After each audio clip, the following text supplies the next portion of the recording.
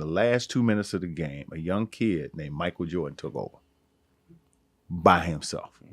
Freshman. That's freshman. He's a young kid named Michael I Jordan. I was like, who is this kid right here, man? And so I knew this.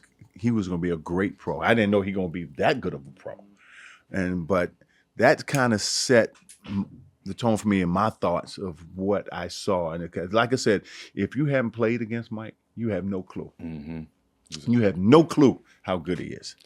You have to be there. What about Larry? That's another guy. Larry and I, we played against each other like 12, 13 years. We never shook hands, never spoke. Really?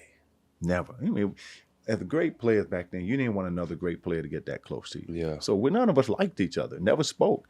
I didn't speak to him for 13 years straight. I love Larry even more hearing that. Hey, another guy, 'Cause he was you a dog. don't have any idea how good he was if you hadn't played against And Larry. the shit talking too, right? Hey, listen, first time I played against him, I'm a rookie. I'm glad to be in the league. I'm in the Boston Garden, and I'm guarding him, right? First play of the game, he said, I don't know why you got you guarding me, Holmes. I was like, huh? He shoots a three. And I wasn't mad he made the three. I said, but this some bitch called me Holmes. And so the next play, I'm pissed. So he comes out, he shifts to his right, and I jump. I said, I got him. And I'm pumping it by my head, and I banged it on him, right? He on the ground, he fouled me, and I'm pointing. And he said, hey, Rook. I'm like, what? He said, I like you. You got balls. He said, I'm still getting 30 on your ass tonight.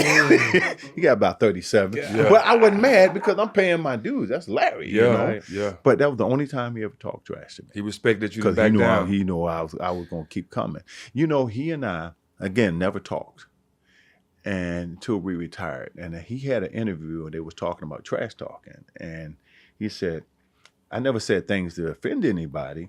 He said, you take Dominique.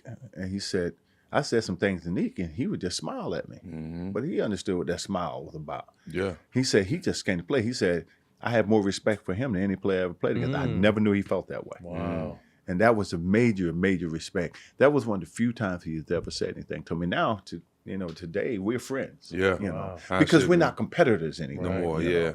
And so I've always, when you talk about Larry, I give him the utmost respect because of who he was to play again.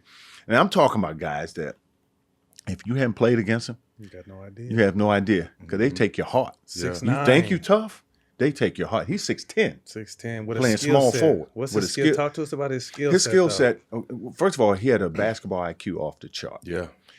His skill set, he had very few weaknesses, and he can beat you in anyway, be the passing, scoring, rebounding. He just knew how to play. Very smart player. And it's not a lot of guys that have that type of basketball IQ along with skill that beat you like that. Mm-hmm. And so when I played against him, I had to bring my A game every night. And when we played in one of the greatest games, in the 7th game in Boston Garden, where he guaranteed a win because we blew our opportunity in Atlanta to beat them, to go to the Eastern Conference Finals. And so the article came out, right? And this is another crazy thing, man. So he said, Atlanta blew their opportunity. I'm guaranteeing a win next game. So we come out of the locker room in Boston. So I stopped in the hallway. I said, look, we're going to win this goddamn game. I said, if you ain't ready to fight, you ain't ready to go to war, don't come out here. I said, whoever guard me, I ain't going to have a long fucking night. Unfortunately, he was telling his teammates the same thing down the other.